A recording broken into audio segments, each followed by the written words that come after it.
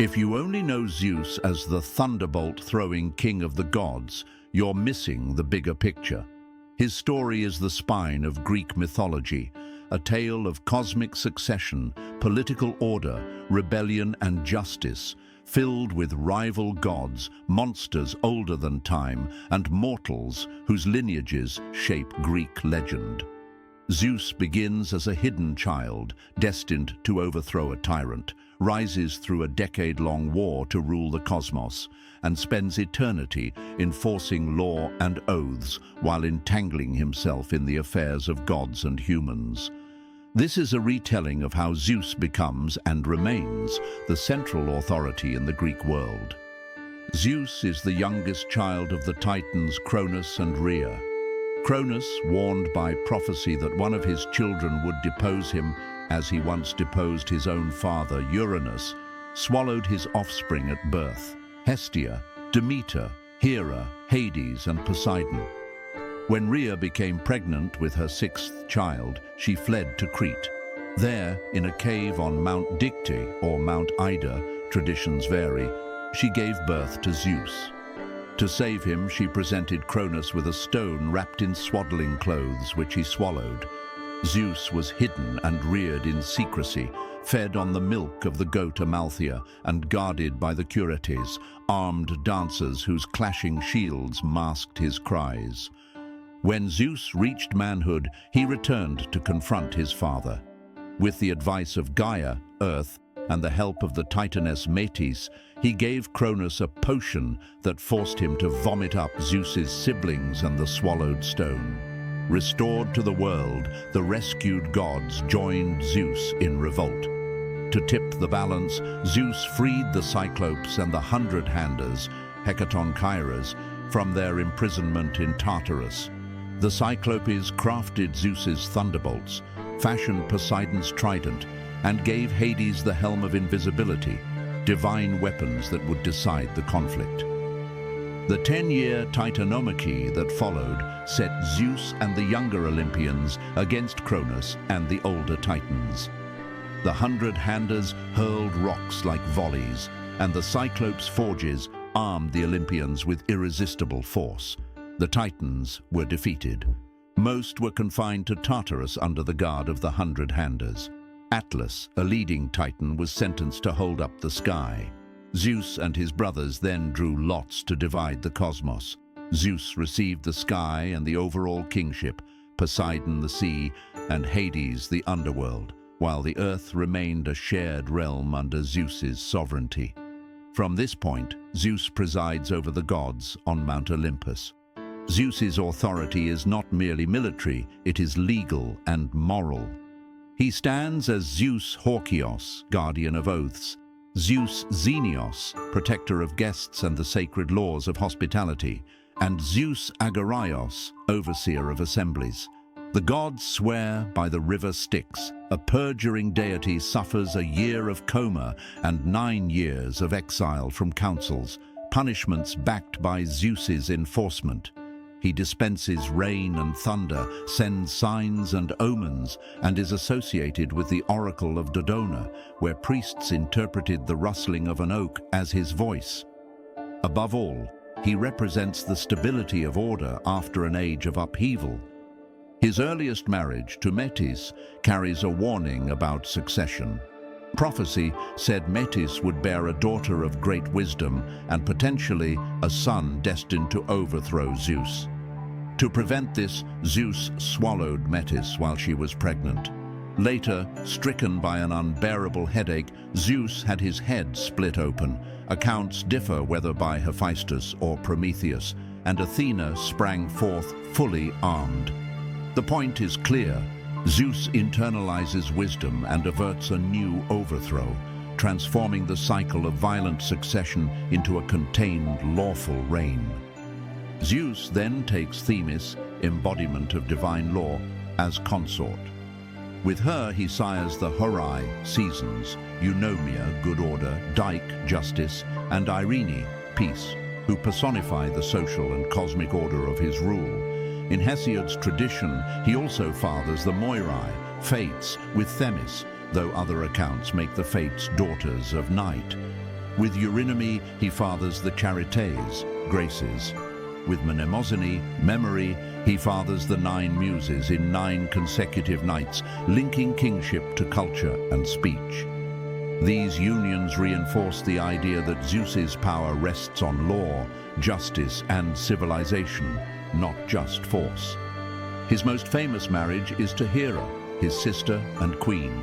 Their union is the centerpiece of Olympus, though it is troubled by Zeus's many liaisons. Children of Zeus and Hera include Ares, god of war, Hebe, cupbearer and goddess of youth, and Eileithyia, goddess of childbirth. Hephaestus's parentage varies. Some sources say he is the son of Hera alone, conceived in retaliation, while others name Zeus as his father. Hera supports legitimate order and marriage, but often opposes Zeus's extramarital offspring, an enduring source of conflict in the myths. Zeus's involvement in the world extends beyond politics to the suppression of new cosmic threats. After the Titanomachy comes the Gigantomachy, a battle with the giants born from Gaia.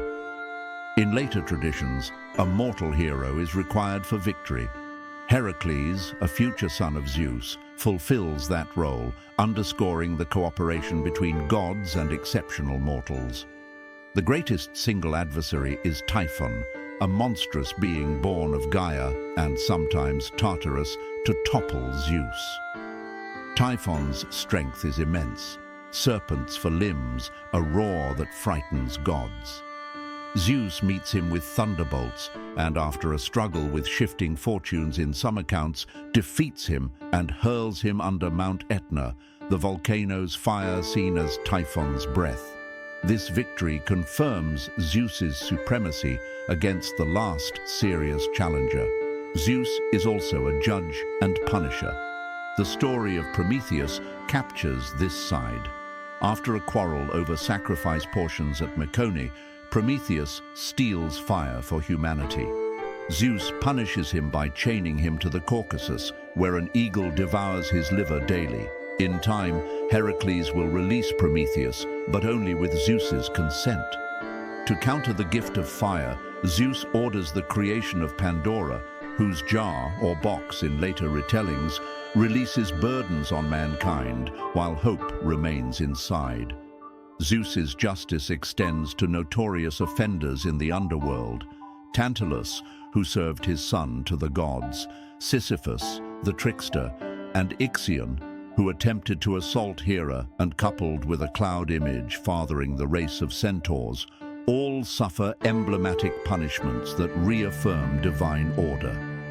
Events on Earth regularly draw Zeus's intervention. Angered by human wickedness, he sends a flood that spares only Deucalion and Pyrrha, who repopulate the world by casting stones that become men and women.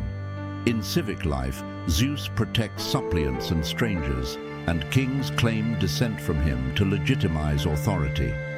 The Pan-Hellenic Olympics are celebrated in his honor at Olympia, linking athletic excellence and communal peace to his cult. His symbols, the eagle, the oak, the thunderbolt, and his shield, the aegis, often borne by Athena, mark him in art and ritual. Zeus's role as father is vast, and many Greek myths revolve around his consorts and children. With Leto, whom Hera hounds across the world, Zeus fathers Apollo and Artemis on the island of Delos, once a place finally accepts her. With Demeter, he sires Persephone. Zeus later permits Hades to marry Persephone, leading to her abduction and the seasonal myth of her time above and below. With Maia, he fathers Hermes, born at dawn and almost immediately active, stealing Apollo's cattle, inventing the lyre, and becoming a divine messenger. With Semele, a mortal princess of Thebes, he begets Dionysus. Tricked by Hera into asking Zeus to appear in his full glory, Semele is incinerated. Zeus rescues the unborn child and sews him into his thigh until birth, leading to Dionysus's epithet, twice born. From his mortal unions descend many heroes and dynasties. With Alcmene, Zeus fathers Heracles, whose strength and labors become an axis of later myth. Hera, resenting him, delays his birth so that Eurystheus becomes the ruling king, forcing Heracles into servitude and the 12 labors. With Danae imprisoned by her father, Zeus visits as a shower of gold and fathers Perseus, slayer of Medusa and ancestor of heroes. With Europa, whom he carries off in the form of a bull, Zeus fathers Minos, Rhadamanthys and Sarpedon. Minos becomes king of Crete and later a judge in the underworld. With Callisto, he begets Arcas. After transformations and persecution, Callisto and Arcas are set among the stars. With Leda in swan form, he is connected to the births of Helen and the Dioscuri, Castor and Polydeuces, Polydukes, though traditions vary as to which children are Zeus's and which are Tyndareus's.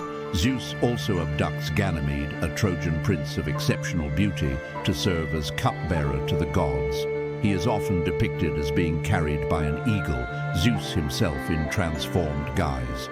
Hera frequently acts against the women and children associated with Zeus.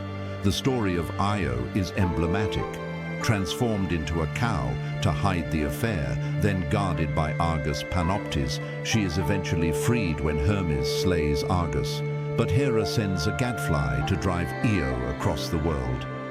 Io's wanderings end in Egypt, where she resumes human form and becomes an ancestress of heroes.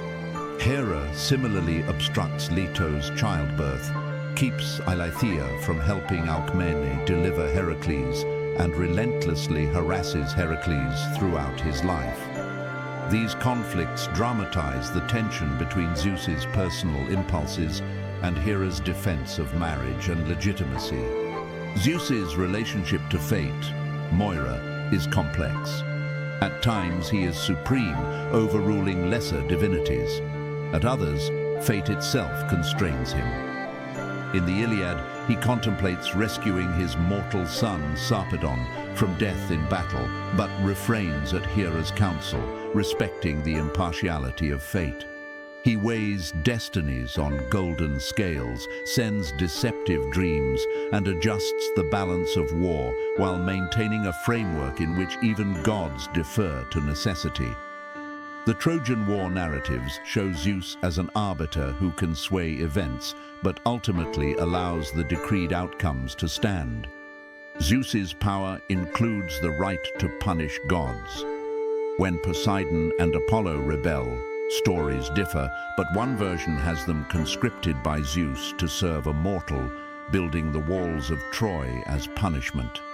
When the reckless giants Otus and Ephialtes, the Aloadai, stack mountains to storm Olympus, Zeus and the Olympians, with Artemis's stratagem, bring them down. When Ares runs rampant, Zeus curbs him. When Aphrodite interferes, Zeus counsels restraint. His authority is the hinge that keeps divine politics from unraveling into chaos. Cult and worship reflect these roles. At Dodona in Epirus, Zeus's ancient oracle speaks through the oak and doves. At Olympia, the colossal Chryselephantine statue by Phidias, in later antiquity, embodies his kingly majesty. In Crete, myths recall his birth and secret upbringing.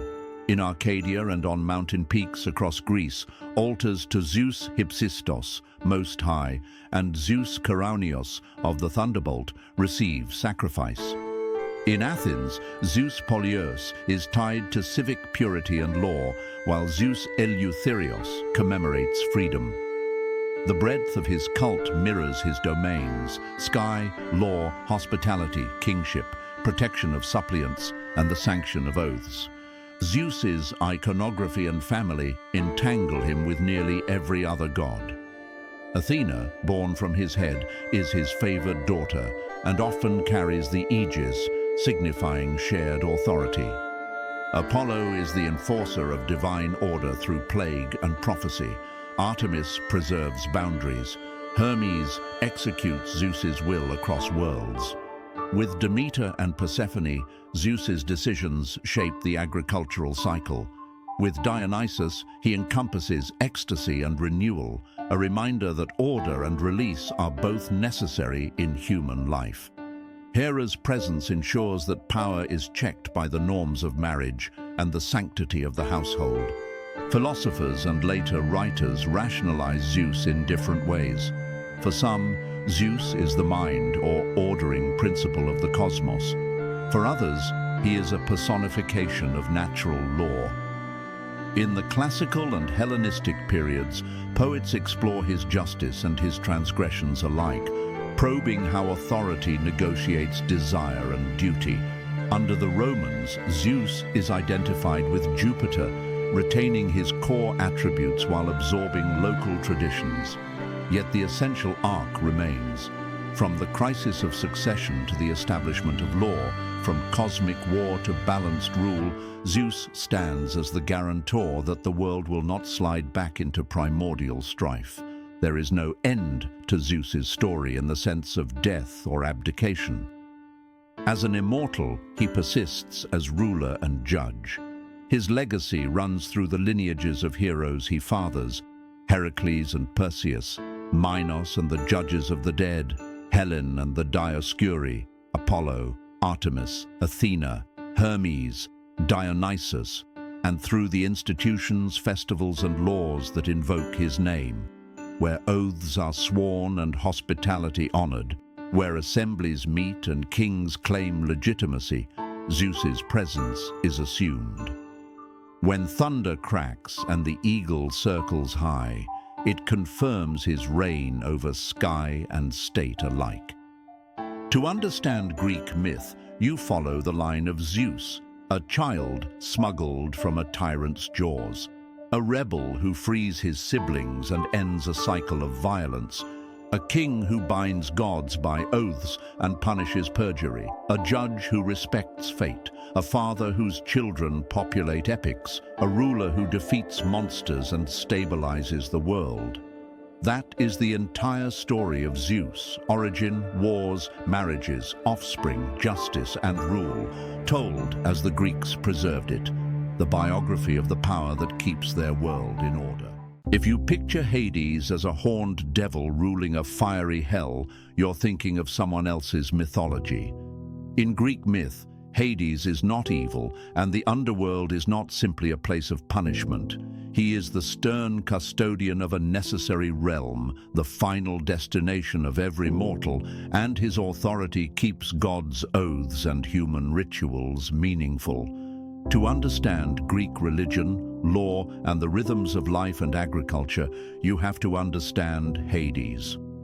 Hades is the son of the Titans Cronus and Rhea, part of the first generation of Olympian siblings: Hestia, Demeter, Hera, Poseidon, and Zeus. Fearing a prophecy that one of his children would overthrow him, Cronus swallowed each newborn. Hades spent his earliest existence entombed in his father's belly until Rhea hid the youngest, Zeus, and later forced Cronus to disgorge his swallowed children. Once freed, the siblings allied to unseat the Titans in a generational war called the Titanomachy. From the outset, Hades is not a villain, but one of the rightful heirs to a cosmos in chaos. During the Titanomachy, Hades' role is distinctive. The Cyclopes, ancient smiths freed from Tartarus, armed the brothers. Zeus received the thunderbolt, Poseidon the trident, and Hades the cap of invisibility, sometimes called the helm of Hades. It is a symbol of strategy rather than brute force. Ancient sources describe Hades using it to move unseen, sabotaging the Titans and tipping critical moments of the war. Unlike Zeus's crackling power or Poseidon's earth-shaking trident, Hades' gift suggests the unseen inevitabilities that govern life and death. When the Olympians finally defeat the Titans and consign them to Tartarus guarded by the Hundred-Handers, a second, equally important settlement follows: the division of the world. Zeus, Poseidon, and Hades do not split the cosmos as rewards for virtue and vice. They cast lots, Zeus takes the sky, Poseidon the sea, and Hades the realm beneath the earth. Crucially, the earth itself, our lived world, and Olympus remain common to all. This matters for how the Greeks saw Hades. He is not banished to an infernal exile. He governs a third of creation, necessary and lawful. He rarely appears on Olympus, not because he is unwelcome, but because a ruler's place is in his domain. His authority is absolute there, and even gods respect its borders. What then is that domain? The Greek underworld is complex, not a single cavern of torment. Its entrances are scattered across mythic geography, caves, chasms, and rivers the living might approach but not cross. Hermes, as psychopomp, escorts the newly dead to the threshold. The ferryman Charon takes souls across the Acheron or Styx, provided they have proper burial and the customary coin. At the gates stands Cerberus, the many-headed hound who allows the dead in, but not out. Within, judges like Minos, Rhadamanthus, and Aeacus hear cases, but Hades himself is not usually the judge or the torturer. He is the king who guarantees the system. The underworld has regions for different fates. Most souls drift in the asphodel meadows, neither rewarded nor tortured, but continuing in quiet shades of the lives they led. The virtuous and heroic can reach Elysium, a blessed land of ease.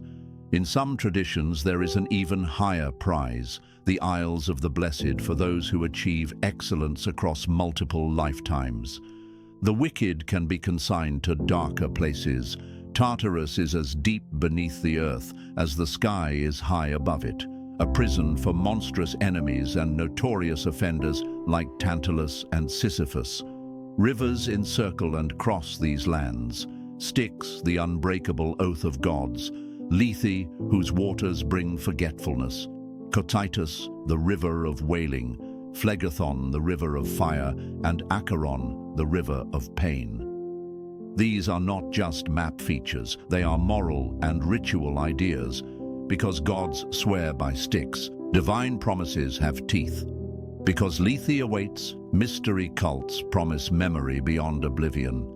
Hades rules this realm with Persephone, and their story frames how Greeks explained both death and the seasons. Persephone, daughter of Demeter, is seized by Hades while gathering flowers, often a narcissus, on a sunlit plain.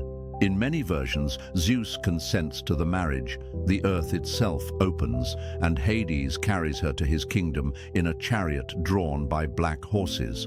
Demeter's grief is cosmic. She withdraws fertility from the earth, and famine threatens gods and mortals alike. The crisis forces Zeus to intervene. A compromise emerges. Persephone will return, but because she has eaten pomegranate seeds in the underworld, she must spend part of each year with Hades and part with Demeter. When Persephone ascends, the world warms and blooms. When she descends, the earth cools and withers. This myth operates on multiple levels.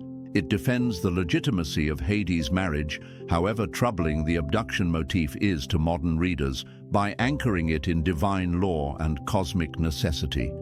It explains seasonal agriculture in a society for whom grain and the cycle of sowing and reaping were life and death. And it underwrites the Eleusinian mysteries, a major religious cult centered on Demeter and Persephone that promised initiates a better hope after death. In this way, Hades' story is not just about a god underground, but about how the living confront mortality and find meaning in it.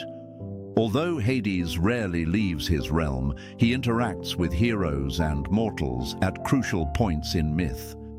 The story of Orpheus is the most famous. Orpheus, a musician whose song could sway trees and stones, loses his wife, Eurydice. He descends alive to the underworld and sings before Hades and Persephone. The rulers are moved, not into breaking cosmic rules, but into crafting a conditional mercy. Eurydice may follow Orpheus back to the light if he does not look back at her until both are out. He looks too soon, and she is taken forever. The lesson is Greek in tone. Even sympathetic rulers cannot unmake the law that separates living and dead. Compassion exists within order. Heracles' encounters with Hades appear on different mythic stages. In one tradition mentioned by Homer, Heracles wounds Hades with an arrow during a battle, and the god goes to Olympus to be healed. Proof that the Lord below is a god among gods, not an untouchable spectre. More famously, Heracles' 12th labor requires bringing Cerberus to the surface. Hades permits it, on condition the hound is overpowered without lethal weapons and returned unharmed. Heracles succeeds and keeps the terms. The scene underscores a pattern. Hades enforces boundaries, but he honors oaths and negotiated conditions. Even a mortal hero can prevail if he respects the law of the realm. Another episode involves Theseus and Pirate House, heroes who rashly plot to abduct daughters of Zeus for wives. Having carried off Helen while she was young, they next attempt the unthinkable, kidnapping Persephone from the underworld. Hades receives them hospitably and then seats them on a magical chair, the chair of forgetfulness, from which they cannot rise. Later, when Heracles descends, he manages to free Theseus, but Pirate House remains bound forever. The message is unambiguous. Transgress Hades' sovereignty, and the punishment is permanent. Even daring has limits. Myths of cunning mortals also graze Hades' sphere. Sisyphus cheats death and shows contempt for burial rites. His eternal punishment, rolling a boulder uphill only to watch it fall, illustrates the moral force of funerary custom. Greeks took burial seriously because proper rites enable passage. Without them, the dead wander unquiet and the living risk religious pollution. The underworld is not just a destination. It is a system that makes the rituals of the living matter. When Antigone insists on burying her brother against a tyrant's edict, the drama turns on this religious obligation, the same one that gives Charon his coin and Hades his due. Because of his domain, Hades carries epithets that reveal how Greeks tried to speak about him safely and respectfully. He is Aidoneus, the unseen one, and Polydegmon, receiver of many. He is also Pluton, the wealth giver, a title that highlights a different truth. The riches of the earth, from minerals to crops, come from below. In art, especially in later periods, Pluton often holds a cornucopia. Calling him wealth softens the dread of his name and reminds worshippers that fertility and death are linked. Fields must be sown in darkness to yield light. His symbols emphasize rule and boundary, the key which locks the gates on the dead, the scepter of a king, the bident, a two-pronged staff sometimes distinguished from Poseidon's trident, and the helm of Hades, lent in other myths to heroes like Perseus. Plants sacred to his cult include the cypress and the white poplar. The narcissus is bound to Persephone's abduction. Animals sacrificed to him are commonly black, offered with faces averted, and libations are poured into pits or directly onto the earth to reach the god below.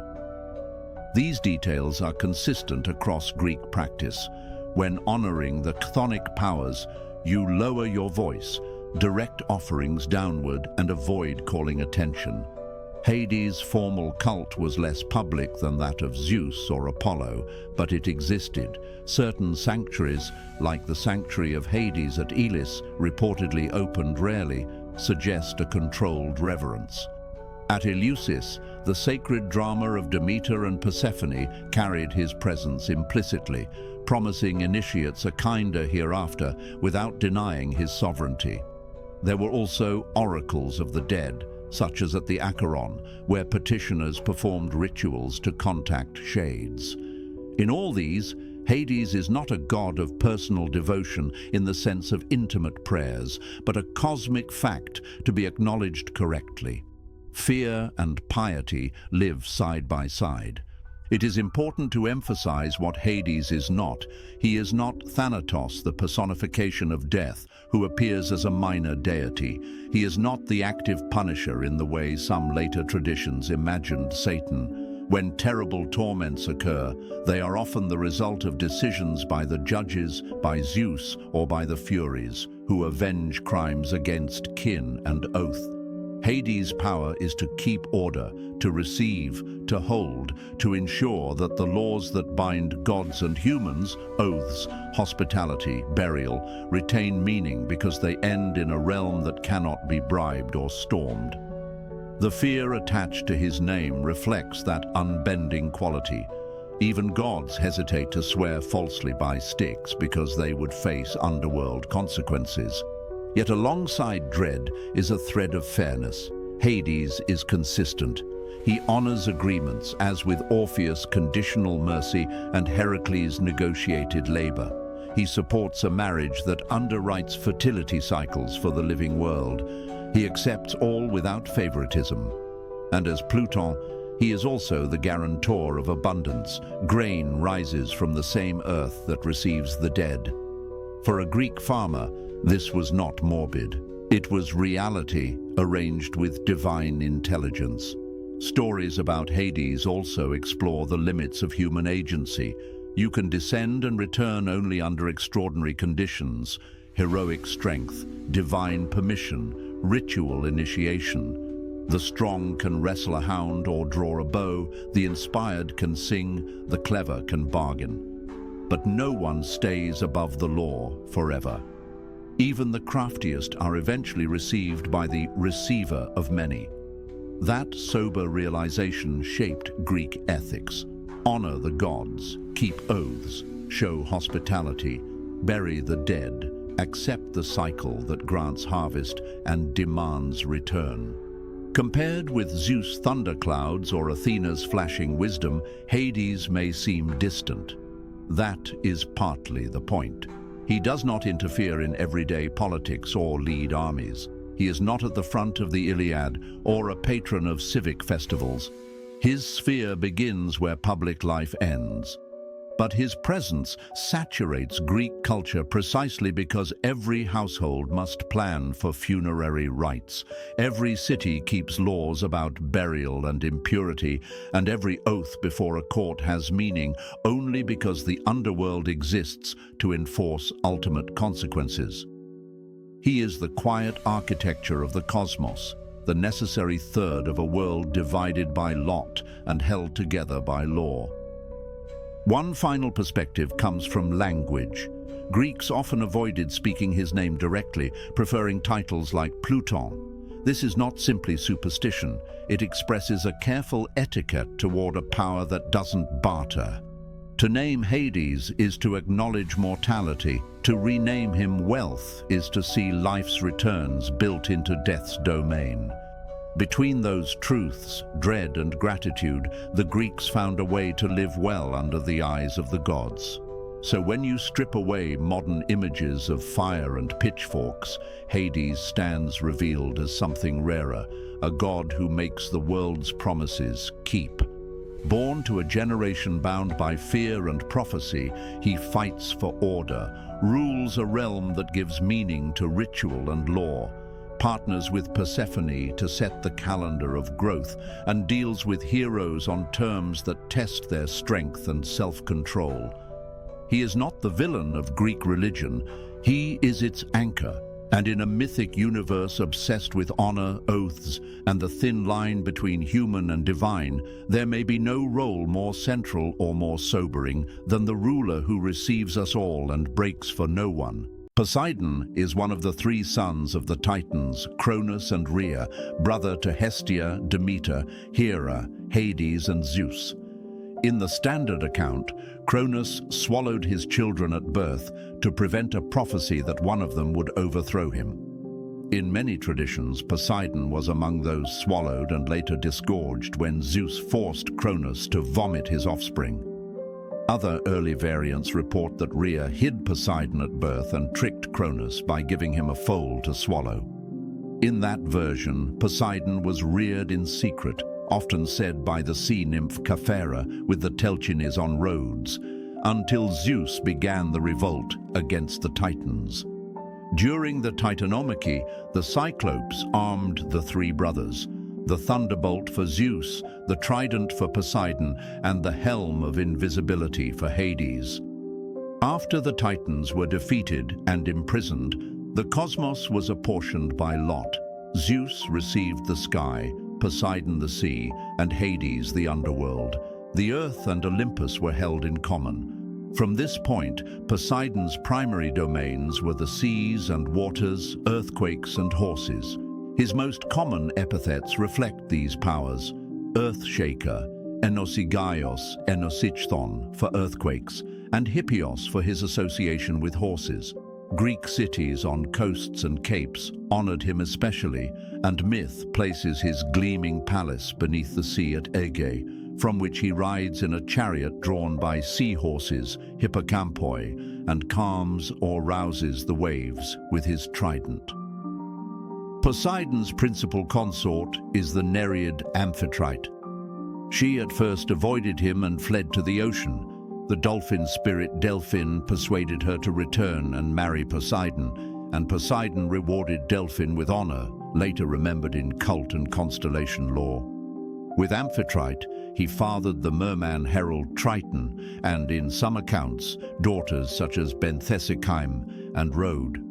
Poseidon, like many Olympian gods, had numerous unions with nymphs and mortals, producing a wide network of heroes and local rulers who traced their founding lines to him. Several of Poseidon's children are central to later myths. With the Gorgon Medusa, an encounter that later traditions describe as occurring in Athena's temple, he fathered Pegasus and Chrysaor. When Perseus cut off Medusa's head, Pegasus and Chrysaor sprang forth from her neck. With Demeter, while she wandered seeking Persephone, Poseidon pursued her. Demeter changed into a mare to escape him, but Poseidon assumed the form of a stallion.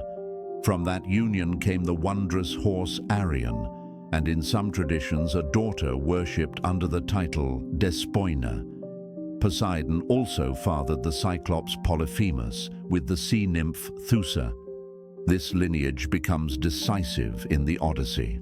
With Tyro, who loved the river Enipeus and whom Poseidon approached in Enipeus's form, he fathered the twins Peleus and Neleus, later kings in Thessaly and Pylos, respectively.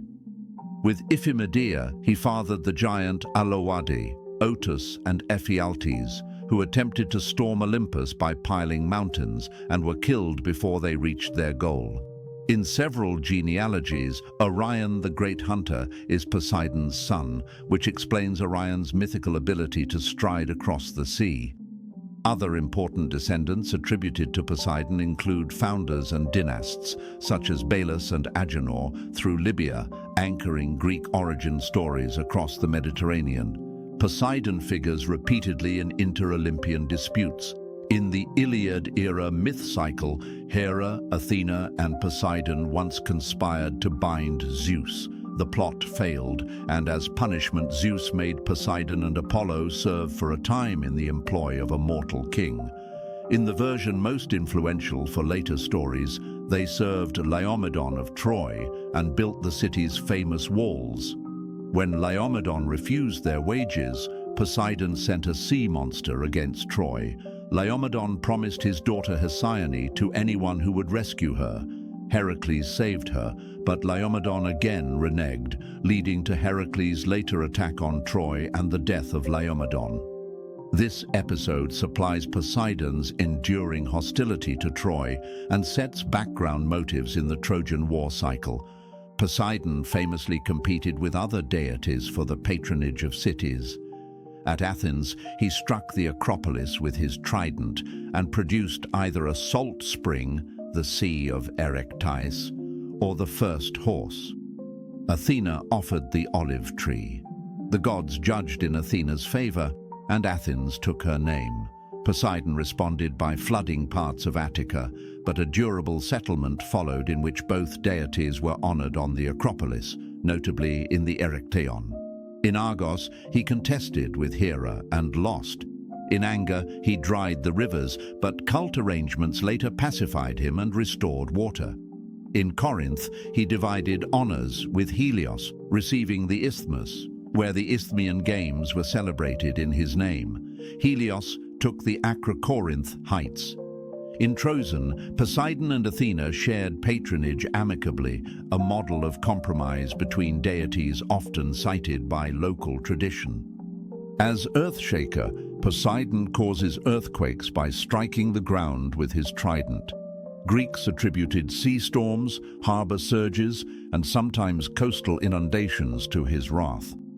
In the myth of Deucalion's flood, a Greek version of a world deluge, Zeus decides to destroy the corrupt Bronze Age humanity.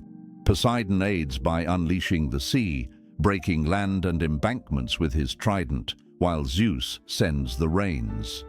In historical memory, disasters like the destruction of the city of Helike, swallowed by earthquake and tsunami in the 4th century BCE, were interpreted as signs of Poseidon's power and anger, reinforcing his cult as a deity who must be placated for stability on land and sea. Poseidon's interactions with heroes shape many well-known cycles. On Crete, he sent the magnificent Cretan bull from the sea to show Minos's right to rule. When Minos failed to sacrifice it properly, the bull became wild and destructive. This failure links to Pasiphae's unnatural desire for the bull and the birth of the Minotaur, an entangled story in which Poseidon's offended honor is one causal root. The bull later appears again in Theseus's labors around Athens. Theseus himself is closely connected to Poseidon. His mother Aethra lay with Aegeus and, the same night, with Poseidon, giving Theseus dual paternity in mythic logic. In one episode on the voyage to Crete, King Minos challenged Theseus's claimed divine father. Minos tossed a ring into the sea and dared Theseus to retrieve it. Theseus dove and returned bearing the ring and, in some versions, a crown given by Amphitrite, evidence of Poseidon's favor. Later, after Theseus returned to Athens and his son Hippolytus rejected Aphrodite's sphere, Theseus prayed to Poseidon, who had granted him 3 curses, to punish Hippolytus. Poseidon sent a bull from the sea that terrified Hippolytus's horses. The chariot crashed and Hippolytus died, a cautionary tale about the weight of divine favors and the costs of rash paternal oaths. In the Trojan War mythology, Poseidon takes the Achaean side, partly out of resentment against Troy due to Laomedon's injustice. In Homer's Iliad, he enters the battle to hearten the Greeks when they are pressed, though he yields when Zeus asserts his authority. In Book 20, Poseidon saves Aeneas from Achilles despite his pro-Greek stance, because fate has marked Aeneas's line for future rule. The gods are bound by destiny even when their preferences run otherwise.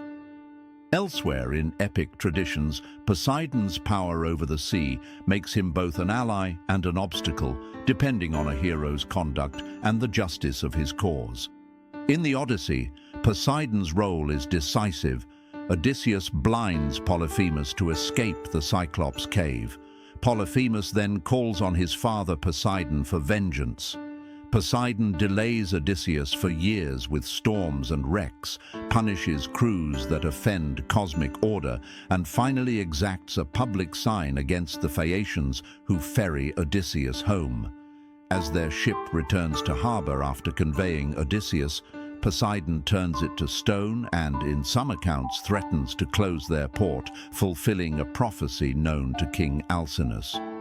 Only when Odysseus appeases Poseidon, most notably in later interpretations by traveling inland to plant an oar where people do not know the sea, does the enmity abate.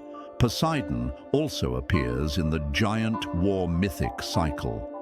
In the Gigantomachy, he defeats the giant Polybotes by tearing up a fragment of the island of Kos and hurling it. The rock becomes the island of Nissyros. This detail is typical of Greek etiologies, which link landscape features to divine actions. The Aloidae, his giant sons, also threaten the cosmos. They capture Ares at one point and store him in a bronze jar for over a year before he is freed, and they plan to assault the heavens by stacking Ossa on Pelion. Artemis tricks them into killing each other, ending that threat and sidestepping a conflict where their divine father could not openly defend their impious scheme. Beyond war narratives, Poseidon frequently appears in foundation myths and local legitimations. Many early kings and founders claim descent from him. Neleus of Pylos and Peleus of Iolcus through Tyro, the Phaeacian line through Nausithous. And in some genealogies, major figures of the Greek East, such as Agenor and Belus through Libya, ancestors of Cadmus, Europa, Aegyptus, and Danaus. Cities honor him with temples and games, the Isthmian Games at Corinth, major sanctuaries at Sunion on Attica's Cape, and revered groves such as Onchestos in Boeotia. He receives sacrifices appropriate to a powerful chthonic maritime deity, bulls especially, reflecting both his sea bull aspect and his horse patronage. His connection with horses is pervasive. He sires remarkable horses, Arion, fathers the winged horse Pegasus, and is honored by chariot racing cultures. Some myths credit him with creating the first horse, while Athena provides the bridle and the art of taming. Poseidon's relations with other Olympians range from rivalry to cooperation. With Athena, he is both competitor and co-patron, sharing Trojan while losing Athens.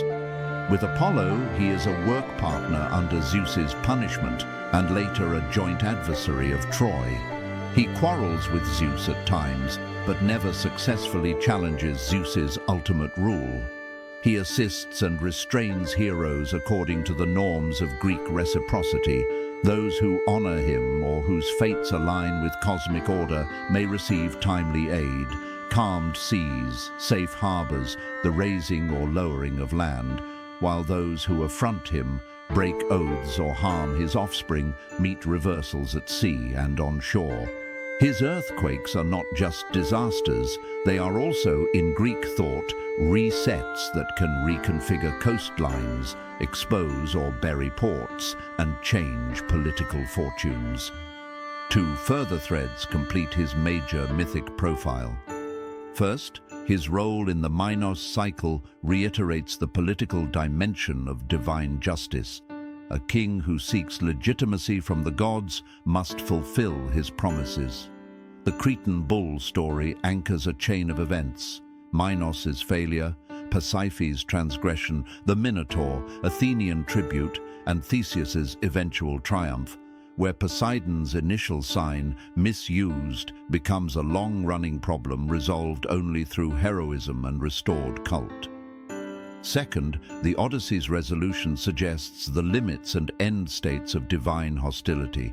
Even powerful gods can be appeased through acknowledgement of their sphere and ritual duty.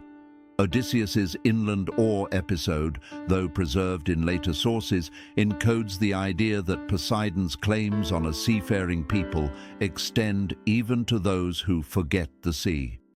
To complete a life, the wanderer must symbolically recognize the god who opposed him. Poseidon does not have a death or an endpoint in Greek myth.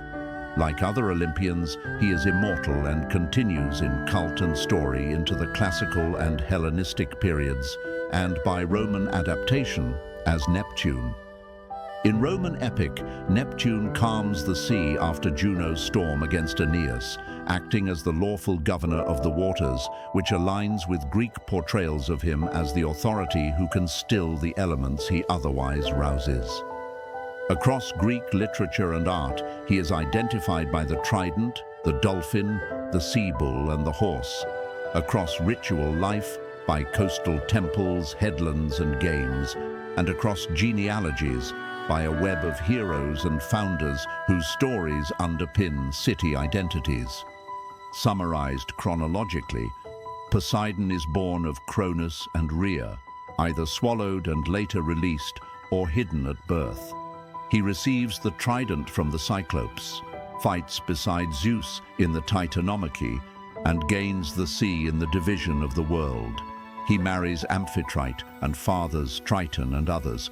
He also fathers key figures such as Pegasus and Chrysaor through Medusa, Arion through Demeter, Polyphemus through Thoosa, Peleus and Neleus through Tyro, the Aloadae through Iphimedea, and, in several lines, Orion, Belus, and Agenor. He contests for cities, losing Athens to Athena, sharing Trozen, winning the Isthmus at Corinth, and is honored with the Isthmian Games and major sanctuaries. He punishes Troy for Laomedon's deceit, and later aids the Greeks while rescuing Aeneas for destiny. He sends the Cretan bull, and through Minos's failure, is implicated in events leading to the Minotaur and Theseus's exploits. He proves Theseus's parentage in the ring test, and answers Theseus's destructive curse against Hippolytus. In the Odyssey, he avenges Polyphemus by delaying Odysseus and petrifying the Phaeacian ship. In the Gigantomachy, he crushes Polybotes with the rock that becomes Nisyros.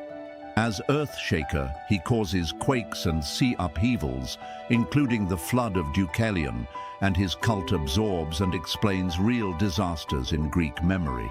In all roles, he embodies the sea's double character and the political and natural forces it symbolizes: power to found and power to overturn, to grant passage and to bar it, to stabilize land and to shake it. That is the arc of Poseidon's story as preserved in myth and cult. From threatened infancy to cosmic sovereign of the sea, from city contests to sea lord of a maritime civilization, and from progenitor of heroes to adversary and arbiter in the great epics. His end is not an ending but an ongoing presence, a standing power whose favor or anger is decisive wherever Greeks sailed, built harbors, swore oaths by the sea, and raced horses in his honor.